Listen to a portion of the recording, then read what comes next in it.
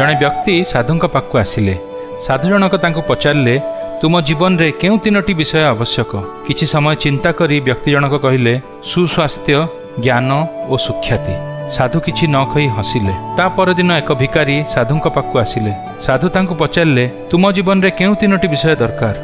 भिकारीटी आखि बंद करी कहिले सरु अन्नर भात, ता उपरे पोड़ा लंका और पियाज, सोरिष तेल द्वारा प्रस्तुत आलू चटुणी और गरम गरम मसुर डाली, ता उपरे गंधराज लेंबुर रस पड़िथिबो। साधु हसी कहिले कि छोट चाहिदा। गोटे दिन एक संभ्रांतशाली व्यक्ति आसिले। प्रति आंगुठी सुनामुदी, मुहटा तेल परी चकचक हेउथाए। प्रचुर फल नहीं गाड़ी ओह्लैले। साधु पचारे तुमे कौन चाह? से कहले प्रभु एक नूतन कारखाना खोलिबा को इच्छा करुछि, जेपरि जमी लाइसेंस पाइबाकू असुविधा हेबो नाही।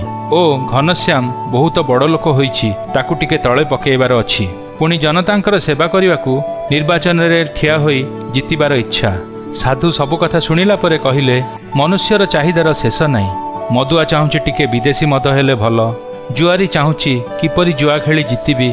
मध्यवित्त लोक माने चाहंती तांका पिला माने इंग्राजी मीडियम स्कूल रे शिक्षा लाभ करी जेपरि देश विदेश जिबे। चाहिदार आउ शेष नाही। गोटे चाहिदा पूर्ण न होणु आउ एक चाहिदा आसी जाइथाए। पार्थिव विषय पाइबारे अपूर्ण आशा मनुष्य को क्रमशः दुखी कराई दिए। ईश्वर विश्वासी को पचारिले तार उत्तर कौन हेबो?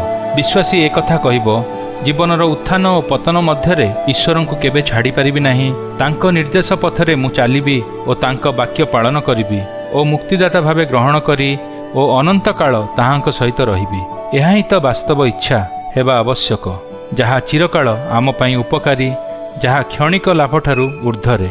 ईश्वर तांको वाक्य रे एकथा कुहंती, जो माने शारीरिक मना से माने शारीरिक विषय रे मनोयोग करंती, किंतु जो माने आत्मिक मना से माने आत्मिक विषय रे मनोयोग करंती।